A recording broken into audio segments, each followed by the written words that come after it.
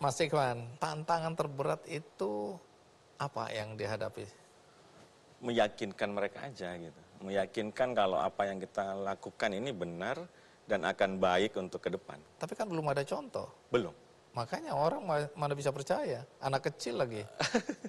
Jadi ya waktu itu kita itu tidak berbicara menyuruh mereka untuk berubah, tidak. Tetapi mengajak berubah bersama-sama. Nah, berapa lama untuk bisa meyakinkan masyarakat dan termasuk orang tua? Kalau orang bahwa tua ini 2 adalah tahun program yang benar. waktu itu. 2 tahun. Orang tua 2 tahun. Jadi masyarakat dalam 2 tahun itu baru dapat kurang lebih 20 nelayan yang bisa saya ajak. Dari ratusan, dari 500 nelayan yang ada di tempat kita. Jadi ceritanya itu kalau yang untuk orang tua itu ada seleksi penilaian nelayan teladan tingkat nasional dari salah satu kementerian. Kemudian ternyata saya ditetapkan menjadi juara 2 nelayan teladan tingkat nasional tahun 2010. Dan ketika saya menghadiri, menerima penghargaan itu, kemudian orang tua saya menelpon. Mulai saat ini saya percaya apa yang kamu lakukan itu benar. Dan siapapun yang melawan dan mengganggu kamu jangan khawatir, saya akan ada di depan kamu. Waduh. Jadi itu. Setelah berbalik ya. Berbalik. Setelah orang tua mendukung, perkembangan kelompok ini semakin pesat. Cepat. Kemudian aku dengar bahwa belakangan desa-desa di luar atau di sekitar Bangsering ini mulai melihat kisah sukses ini dan menduplikasi ya, mencontoh ya.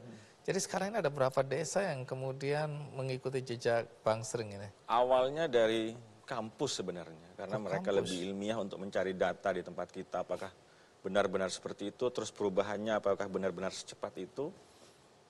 Kemudian dari salah satu kampus itu menginginkan bahwa yang baik yang ada di Bangsering ini harus diduplikasi oleh kabupaten maupun kota di Jawa Timur yang memiliki pantai.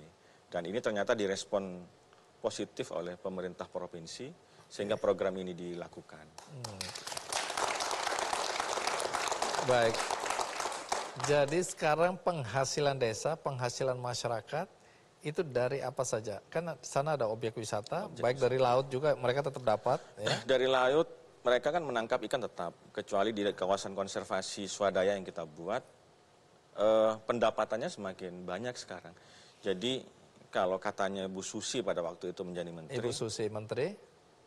Jadi nelayan yang biasanya identik dengan kemiskinan itu di Bangsering sudah tidak ada. Uish. Jadi sudah banyak nelayan yang rumahnya bagus, sudah memiliki kendaraan roda 4 gitu. Ini dengar-dengar udah Anda juga sering diminta keluar dari Bangsering untuk menceritakan ya. Betul. Apa yang dilakukan Bangsering ini. Betul. Udah kemana aja tuh? Hampir seluruh Indonesia. Wish. Kalau total sekarang berapa banyak penghargaan yang sudah diperoleh? Lebih dari 20 atau 30 kalau nggak keliru. Jadi ada kemarin kita coba untuk memilah yang regional, yang lokal, yang untuk kabupaten, regional yang untuk tingkat provinsi, terus nasional yang untuk tingkat bahkan yang internasional itu kita coba. Internasional juga pernah dapat?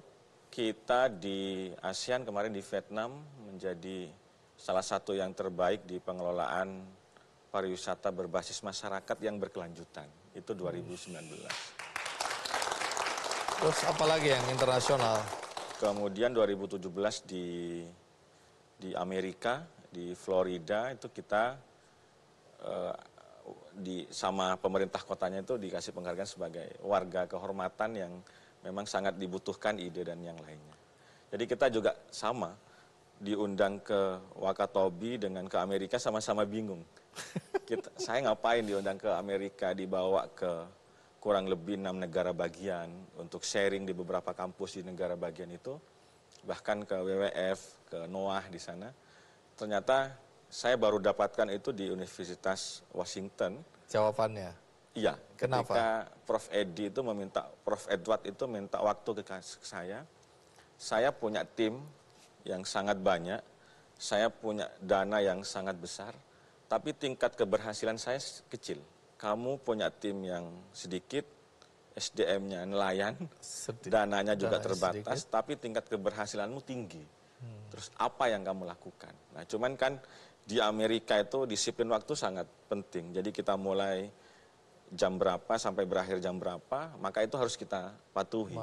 Sehingga karena jam kita sudah habis, jadi Prof. Edward itu, saya akan datang ke tempat kamu menginap, ke hotel kamu untuk belajar ini. Lanjut lagi.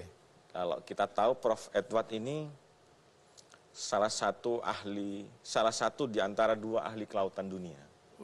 Dan dia belajar dari anak kampung. Nanya saja. Nanya saja. Ini kita bisa petik pelajaran ya, seorang profesor ahli kelautan ya, cuma ada 2, tapi mau mendengar, mau belajar ya. Artinya kita jangan jumawa, jangan merasa paling hebat, kita mau belajar. Termasuk aku mau belajar. Kostum apa yang Anda pakai hari ini? Ini kostum adat, kalau di tempat kita istilah jebeng tulik gitu. Jadi ya hitam-hitam seperti ini, terus ini ada batik asli Banyuwangi yang seperti simbol gajah gitu, terus ini yang topi khas adat Banyuwangi. Terima kasih Mas Ikhwan ya, sudah berbagi cerita dengan kami di sini. Siap. Dan tamu berikutnya ini juga pernah tampil di acara Ki Kendi, cuma 5 tahun yang lalu. Oh iya, waktu itu usianya sekitar 23 tahun. Saya kaget-kaget karena dia mampu membuat komunitas yang menggerakkan masyarakat di literasi ya. Dia bikin perpustakaan ya, dia ajarkan anak-anak dengan modal yang seadanya. Tapi kabarnya saya belum tahu nih, nanti saya akan cek. Dia sekarang mampu memberikan beasiswa sampai ratusan anak-anak desa yang miskin. Jadi ini yang akan saya undang, sama seperti Anda. Oh, siap. Ya, pasti jangan-jangan penasaran teman saya juga. nanti. Oh iya, jangan-jangan teman, karena para local heroes ini biasanya ada di komunitas-komunitas atau ada di wadah yang sama ya. Nanti kita akan panggil siapa dia, ikuti terus Ki Kendi.